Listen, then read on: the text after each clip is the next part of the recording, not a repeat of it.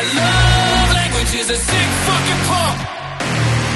Yeah, a sick fucking punk. My love. Ladies and gentlemen, welcome back once again to the Fine Tune Fitness Podcast. Bum, bow, bum, bum, bum, bum, bow. Shit might look a little different. You might notice, hey, did you get a haircut?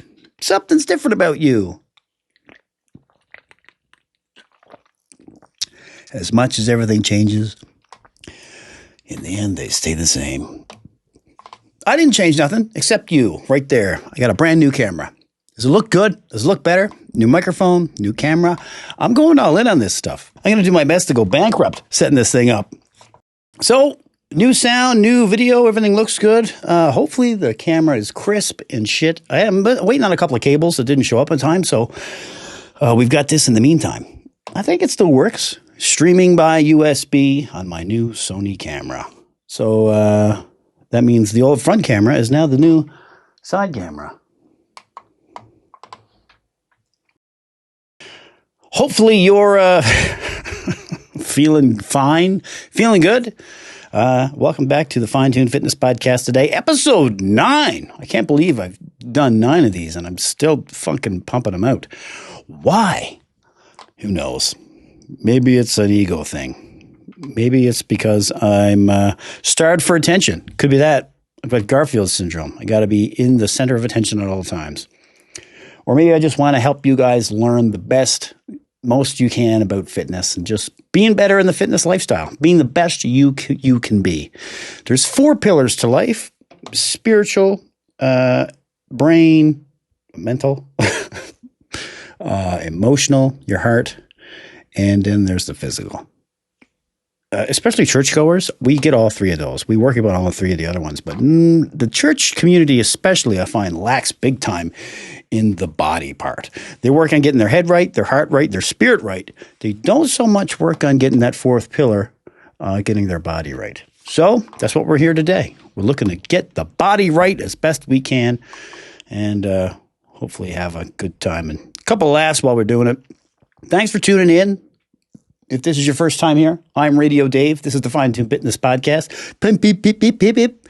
Fine Tune Fitness Podcast. If it's not your first time, then you already know we're way off the rails. So, oh well, let's get to it. Got my Rockstar, sugar-free Rockstar here ready to go, nice and chilled.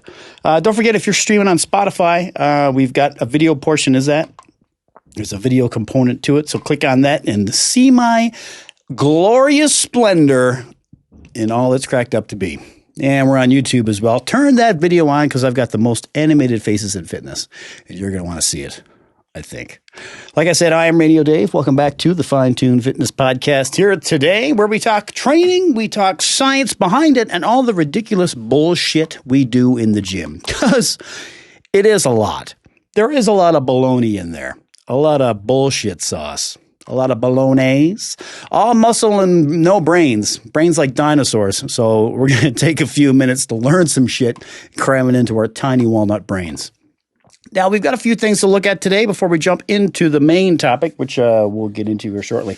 But before we do, I've got a reel here that we're going to look at real fucking quick, as we always do. So we're going to dive into that. All right, this is a TikTok or a reel that came up in my feed the other day, or somebody sent it to me. I don't remember. Either way, don't remember how I saw it, but I'm definitely not going to forget it. Trigger warning before you watch this, okay? I'm going to give it to you now. Trigger warning. Is this good form, he asks, while trying to bench press 420 pounds at 14 years old. Let's take a look, shall we?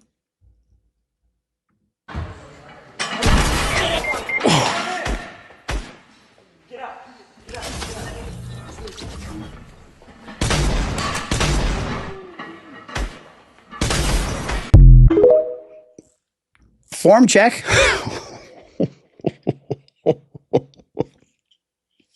My God.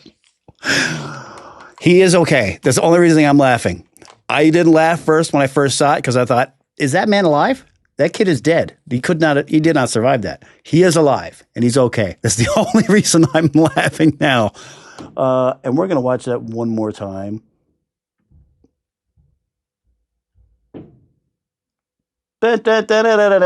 Look at his fucking ribs, dude. Boom. Oh my God. That scared the shit out of me when I first saw it. Like, oh my God, dude. Is that dude alive anymore? Is he alive? He is alive. He is okay. What a fucking brutal fail on that lift. That is built by Jaden. Okay? He's a 14-year-old TikToker who loves lifting and going heavy. Rest in peace. I'm just kidding. He's fine. He's okay. Now, this is a good illustration of the resilience of kids, how their bodies are basically made of silly putty. Because if that was me, my entire fucking body would have exploded. But that's because I'm 74 years old, and like I said, he's 14. The 14-year-olds are built out of fucking memory foam or sponge or something. They're fine. They'll be okay. And when I found out that this kid was okay, I was absolutely going to clown on him after I realized he didn't die, which is good. Like, what the fuck were you thinking? That's so fucking dangerous, dude. Going for a 420-pound lift at 14? Are you nuts? But then I went and I looked at his profile, and I see this.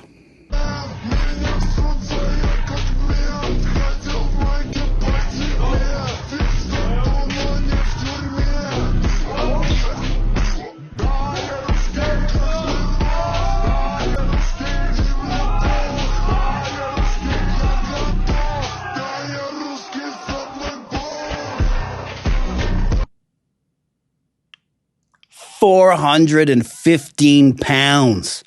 Holy fuck. This kid is routinely pushing over 400-pound lifts.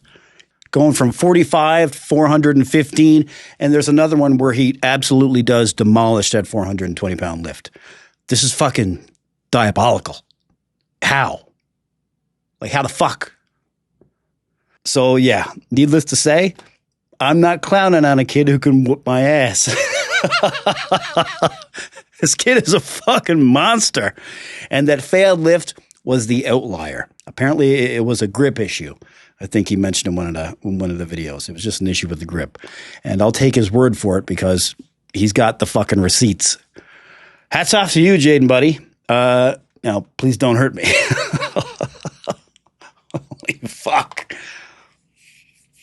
I totally thought he died, though. That was a fucking brutal fail. But, man, well done, buddy. All right, we're going to take a quick little break before we get into our main topic of the episode. And before we do that, we're going to go look at the workout of the week, as well as a reel talking about muscle fatigue. All right, see you guys here in a second. Now, if you don't know what the serratus dip is, don't worry. Fucking nobody does, except Nick Nilsson and Vince Garanda. Vince being credited as the creator of the serratus dip 20 fucking years ago or so. Although it wasn't until recently when the movement blew up thanks to a video tutorial by Nick Nilsson went viral. Now, before we get into just how to do the serratus dip, some of you might be asking, Dave, just what the fuck is the serratus? This is the serratus. This right here. The serratus, or the serratus anterior, is the muscle on the side of the chest there that connects the ribs to the shoulder blade. It's the main muscle responsible for protracting the scapula, that serrated-looking muscle underneath your lat. Also called the boxer's muscle, as it plays a key role in movements like punching or swinging. Okay, so now that we know what the serratus is, just why do we want to work it out? Your serratus is going to get worked out in all kinds of different workouts already, like push-ups, planks, dumbbell pullovers, even some lat raise variations, but those are all workouts where the serratus gets more of a secondary or supplementary activation. If you want to specifically target the serratus anterior and feel a deep burn in a muscle that you didn't even fucking know existed, then this workout is for you. Is it extremely niche and specific? Yes. Does it work? Also yes. Will you hate it? Probably. This is definitely a bit more advanced of a workout too, so I wouldn't even worry about this until you start to get some real muscle development. But if you're staring at yourself in the mirror and feeling your serratus is a little underdeveloped, then maybe give these a shot. To do the serratus dip, you're going to want to track down a dip bar or a dip machine, and facing backwards in the machine like I'm doing here, grip the back pad with your forearms resting on the pads and your elbows holding your body weight up. Inhale, let your body hang, allowing your shoulders to depress and protract, which creates a full stretch in the serratus muscles. Keep your body relaxed, allowing your lower back to decompress. Exhale and push your body up by protracting your shoulder blades forward and down, as if trying to touch your shoulders to your hips. Focus on moving only at the shoulder joint, keeping your arms locked. Return to the starting position for the desired number of reps. You're not going to do a super lot of these. The goal is to move only at the shoulder joint by protracting the scapula, so keep your arms locked out and your body stable. It might take a bit of sets or even a few weeks to really figure it out and feel the correct activation you're looking for. Avoid just dropping your body or using momentum. Move in a controlled, deliberate way, and focus on the stretch at the bottom and the squeeze at the top. Now be warned, the first time you do these, you're going to feel activation in a muscle you've never felt before, and you're definitely going to be sore after. However, it will definitely help build a more prominent looking serratus, giving a much more cut aesthetic in the side of your chest. Another great plus to this is a well-developed serratus will also make your lats look bigger, due to its placement sitting directly under the lats. The bigger the serratus, the more it pushes out the lats, making your lats look bigger and wider. And who doesn't want bigger lats? Liars. That's who. Ladies and gentlemen, welcome back to another video from Fine Tuned Fitness. I am the luscious Radio Dave, and this is Gym Day with a fucking idiot. A quick couple of minute video where we go into some of the science behind the ins and outs of the things we do in the gym every day. If that sounds mildly interesting to you, then click follow or you'll never see me again. What the hell? What kind of guy are you? Everything in the universe that moves requires energy to do so. That's the law of thermodynamics. Or something. But perpetual motion machines don't exist for a reason. Lisa, get in here! In this house, we obey the laws of thermodynamics! So that energy will always burn out eventually, and your body is included in that. It happens all the time. You've noticed it before. You're ripping through a set of rope pushdowns, absolutely destroying your triceps, and then all of a sudden, the wall hits. Your fast twitch fibers give out. Your form turns to dog shit, and you feel like Shang Tsung sucked your very soul out of your body. Your soul is mine. The fuck is that about? So let's talk about why you gas out in high rep sets and what you can do to fight back. Fatigue during high rep sets isn't just you losing your man card, you big fucking baby. It's your body literally running out of gas, signals, and structure. 3 things are happening specifically. Your fuel is being depleted, waste is building up, and signals are fading. I need a full systems check. When you start your set, you're using your ATP PC for explosive reps. Your fast twitch fibers are doing their job. That lasts about 10 seconds, give or take. Then your glycolytic system takes over, breaking down glucose to create energy fast so your muscles can keep going. But it's messy. By rep 10 or 12, your glycogen stores are now depleted and you start to feel the reps slow down. The muscles get shaky, and your force output is way lower. Without that necessary fuel, your muscle can't contract effectively. They're not toast forever, they're just going to be underpowered for a little bit. Scotty, I can't change the laws of physics. Then comes the metabolite accumulation. As you were repping out those last few reps, byproducts were building up in the muscle. Hydrogen ions lower your pH balance, making your muscles more acidic. Lactate and inorganic phosphate begins to mess with the contraction. This is what causes that deep burning sensation you feel and limits how much harder you can push. Akin to trying to sprint while knee-deep in molasses. It feels like your strength is completely drained, but it's actually that your muscle is just drowning in byproduct. Then while all this is going on, the fuel depletion, the metabolite accumulation, your nervous system is also taking a massive shit. May as well suffer some breakdown too, why not? High rep sets require sustained motor unit recruitment, which we've talked about before. The further you progress into your set, the more these signals weaken. Then your motor neurons start misfiring and your mind-muscle connection completely drops off. This is why your form turns to dog shit. and why even just body weight exercises can crush you if you've done enough reps. It's your brain literally starting to tap out before your muscles are fully toast. What are you doing? Do you want to be president of the United States or brain dead, stuck full of tubes? Okay, so that's super fun and good times obviously had by all. So what can we do to build up our endurance and delay that fatigue so when we're doing high rep sets, we last longer? Giggity, giggity, giggity, giggity. Start training with varying rep ranges. Do some high reps, train some low. Practice all ranges of reps. Just don't forget to adjust the weight accordingly. Improve your oxidative capacity with cardio, even something as simple as walking. Use tempo changes to build up your time under tension resilience, holding the weight in the muscle longer. Make recovery a priority. Sleep, hydration, carbs, electrolytes. Practice near failure sets. Don't always go to absolute failure. Practice near. And breathe. Don't hold your breath while you're suffering through your reps. Breathe through them and keep your blood oxidized. You can't fully eliminate fatigue. Like I said, law of thermodynamics. But you can delay it. And that's the real secret to longer sets. Better training capacity and the cheat code to better gains.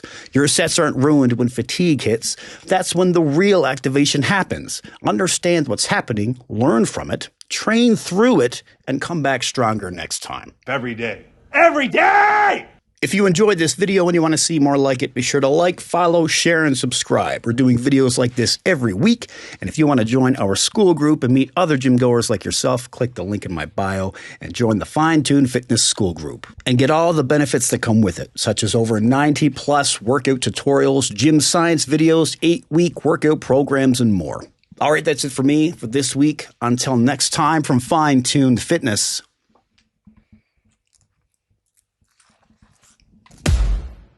I'm Radio Dave. You're you, and I'll see you on the next one. Hey guys, Radio Dave here. Just wanted to do a quick check-in to talk about meal prepping. There are many aspects to the fitness lifestyle that I do not enjoy. Protein farts, buying the wrong flavor pre-workout, cardio, but nothing, and I mean absolutely nothing, is worse than having to spend my Sunday every week meal prepping. Don't get me wrong, it's worth it. 2 to 3 hours in the kitchen every Sunday, and all my meals are cooked and prepped for the week.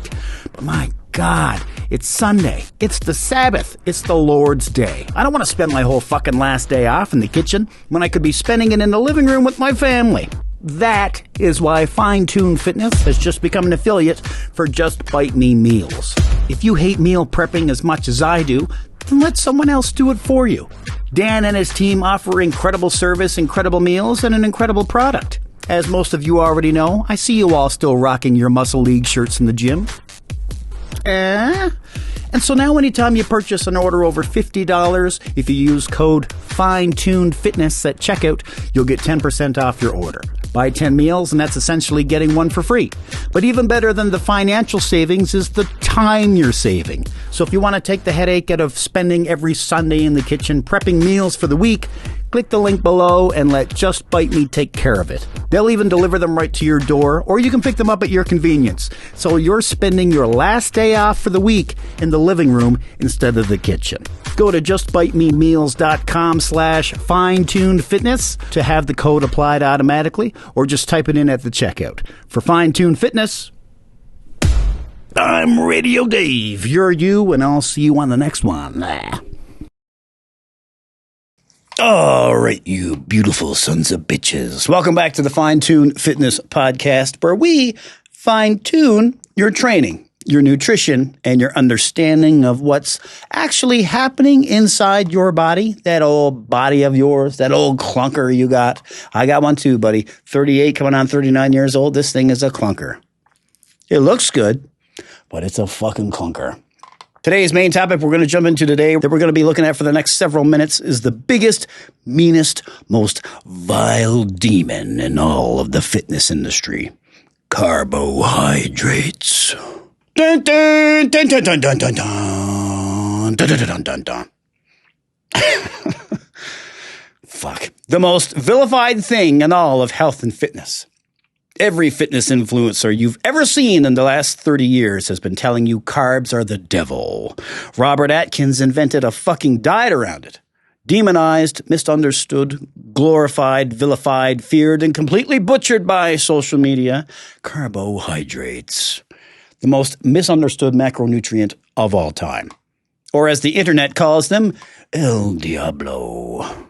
Now, let me start things off by clarifying a few things, because this isn't a pro-carb rant. I'm not anti-keto, and we're not doing diet tribalism either. None of this, carnivore's better than keto, keto's better than Atkins. It's not about opinion or about being pro-carb. It's just about physiology. That's it. We're just looking at how your body works as a unit, and you are a fucking unit. That's what I'm all in on. Just giving you guys the data. You guys know that by now. Because here's exactly how fucked this entire conversation is.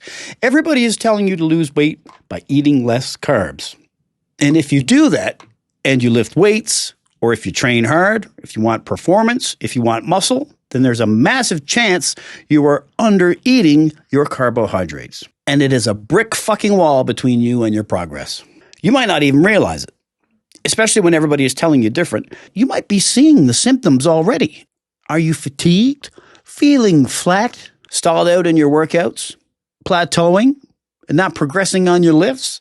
Always fighting being tired? And instead of fixing the actual issue being your carb intake, you're blaming your sleep, your stress, your age, your genetics, when the right answer all along might just be that you're not fueling yourself properly. So today we're going to take a look at carbs and go on the deep dive. We're going to explore just what carbohydrates really are, how your body uses them, why glycogen matters, why insulin is not the villain, how carbs impact strength, impact hypertrophy, and impact fat loss, and how much exactly you should be eating. It's going to be clear, structured, evidence-based, and practical, so let's get into it. Right, first things off the bat, let's remove the emotion from the conversation, because since you could learn how to walk and talk, we've always been told carbs make you fat. It's in movies, it's in TV, it's everywhere. But just what are carbs? Carbohydrates are one of the three main macronutrients. You've got protein, fat, and carbohydrates. Carbs break down into glucose, which is your body's preferred fuel source for high-intensity activities. Let me say that again for those who weren't paying attention. Carbs are your body's preferred fuel source. Your body prefers carbs for high output work. Now, you've probably seen fitness influencers who say things like, keto is the best because we train our bodies to use fat for fuel instead of carbs. Or influencers who champion the carnivore diet so you can train your body to use protein as a fuel source instead of carbs. Is this doable? Yes, it is. Is it intuitive? No. Is it efficient? Also no, but it will work. Is it a good idea? For some, maybe, if you enjoy it and it works for you, but probably not for most people. You can cut the bottom out of your car and use your feet to push it around like Fred Flintstone, but it's probably more efficient to just put gas in it. It'll work. It'll get you from point A to point B, but the thing is built to use gas because that's how it was designed. And just like that floorless car with calloused feet, your body was designed to run on carbohydrates. Sure, your car will get to the same destination if you Fred Flintstone it, but it'll go a lot fucking smoother if you just put some gas in the fucking tank. So here's what happens when you do exactly that and fuel your body the way it was designed. When you eat carbohydrates, they break down into glucose. That glucose then enters your bloodstream. Insulin is then released. The glucose is then either used immediately for energy, stored in the muscle and liver as glycogen, or if you were in a caloric surplus long term, which most of us are, it gets converted into fat.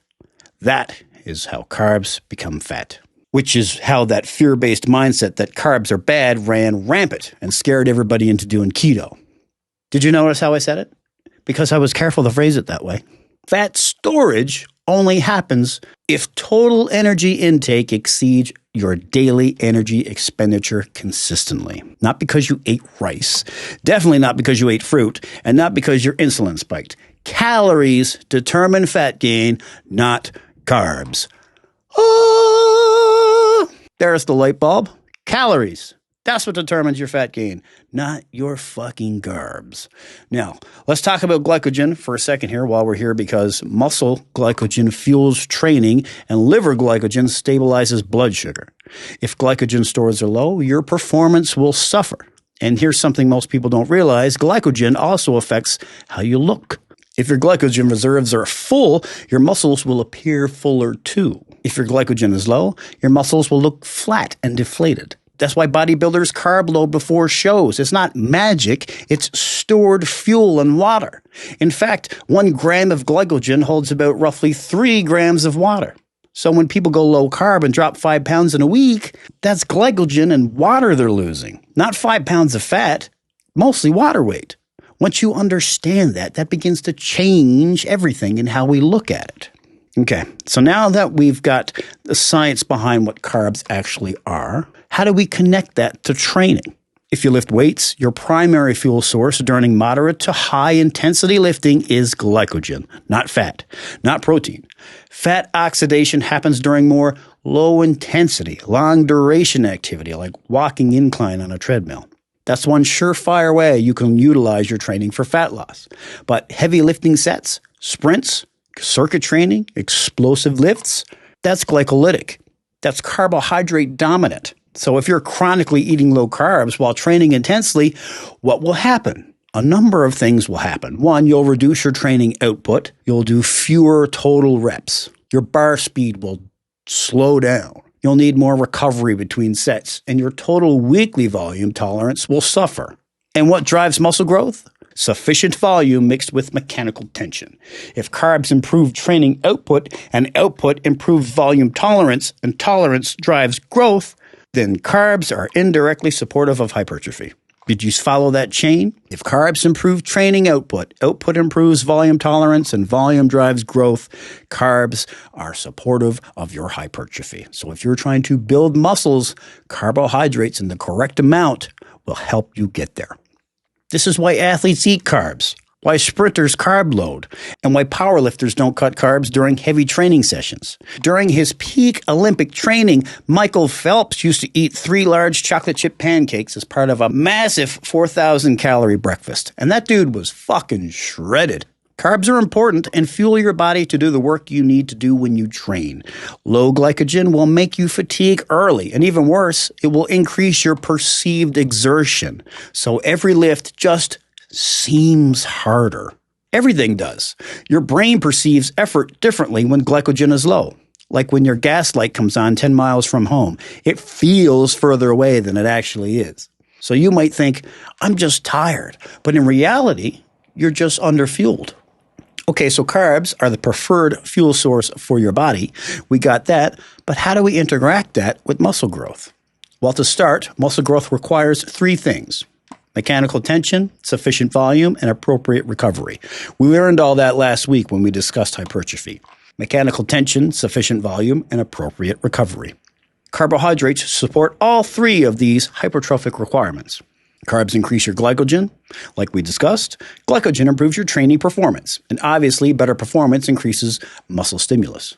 If your carbs are sufficient, then that also means you're sparing your protein. When your glycogen levels are adequate, your body is less likely to break down amino acids for fuel, which means your protein can go toward the muscle growth and prepare it's needed for. Now, insulin also plays a role in this, and this is where the internet absolutely loses its fucking mind and kind of got away from itself. Insulin is not a fat storage demon. Insulin is a hormone. And that hormone's job is to partition your nutrients. It helps shuttle your glucose and necessary amino acids and your creatine all into your muscles. That's all. That's all it's supposed to do. Now, if you're in a caloric surplus, eating more calories daily than your body requires, then yes, fat gain is possible. That is the only reason carbs will ever equal fat gain, if your calories are higher than your daily requirement. You could literally just eat carbs all day, and if your calories was in a deficit, you wouldn't gain a fucking pound. In fact, you'd still lose weight. Carbs will only turn to fat if you're taking in more than your body needs. So as long as you stay within the caloric maintenance or deficit, you're fine. Carbs won't be an issue for you. Carbs can't magically override the law of thermodynamics.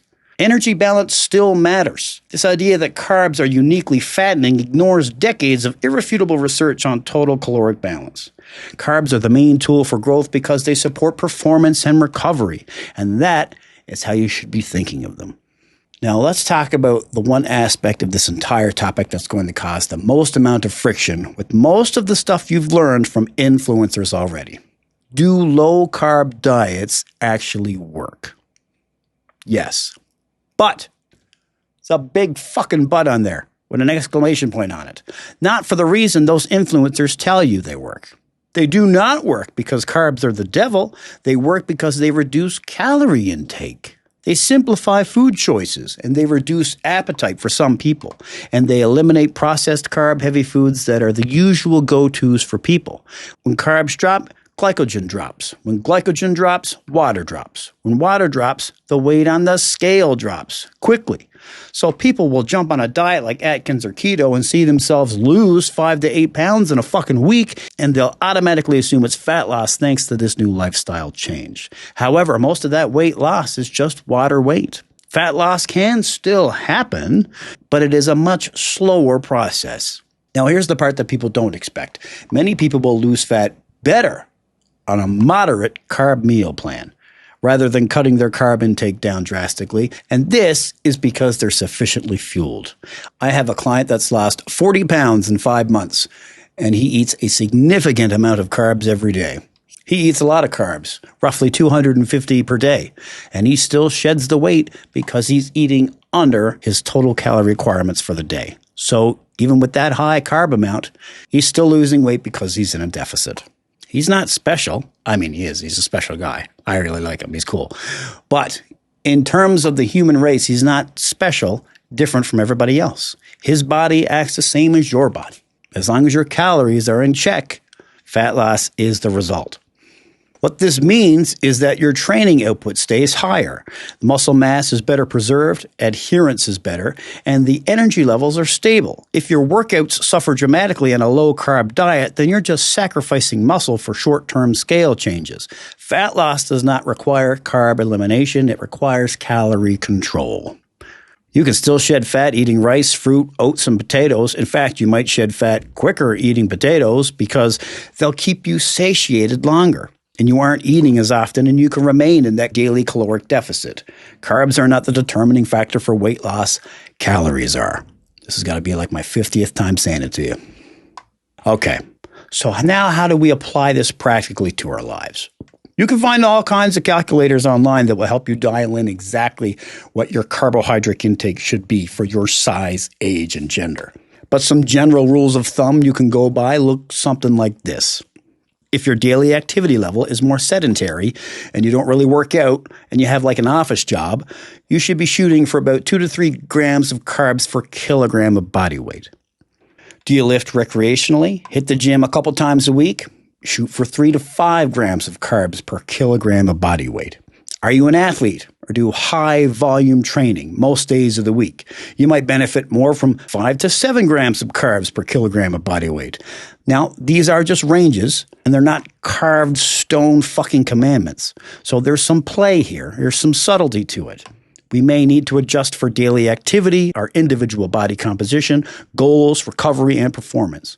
If you find your strength stalling, your pumps are feeling flat, your energy is crashing, or your recovery is fucked, try adding more carbs into your meal plan. Try increasing by 25 to 50 grams per day and monitor how you perform. Check your body weight and see how your recovery changes. Be sure to adjust your protein or fat to make up for the new level of calorie intake, though. This isn't guesswork. We're making subtle changes using educated experimentation to find what will work best for your body. Nobody's built the same, so the general rules of thumb are just that, general. You may have to adjust this specifically, however you need to get it so that it works for you and your goals.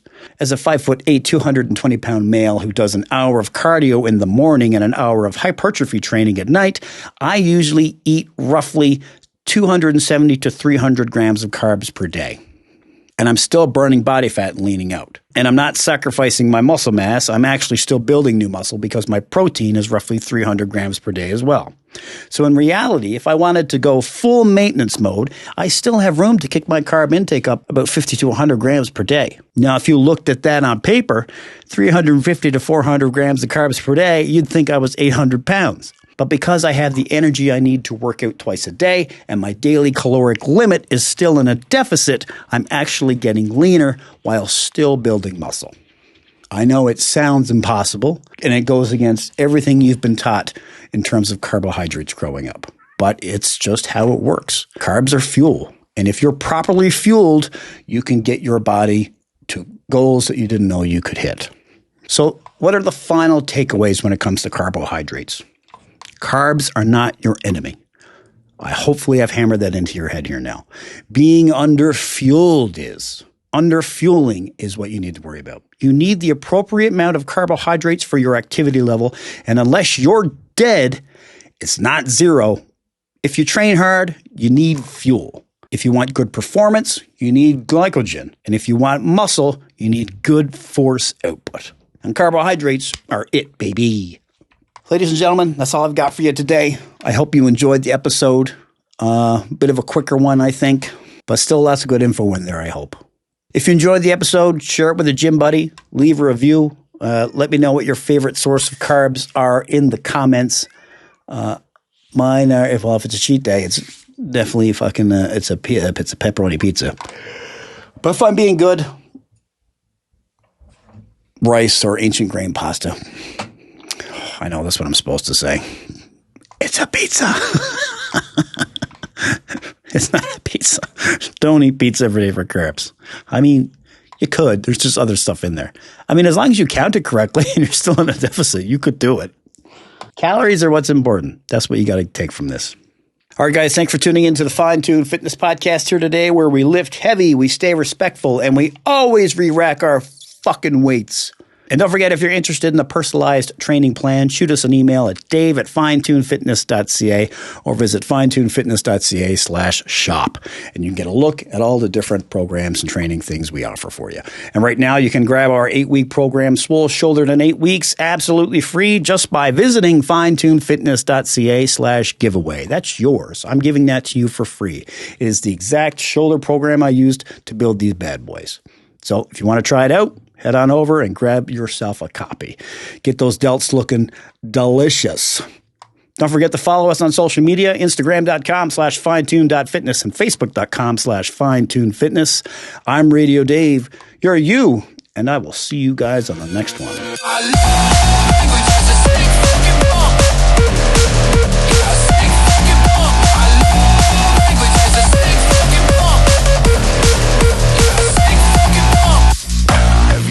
Every drop, every lift, every shot, love's gone, but I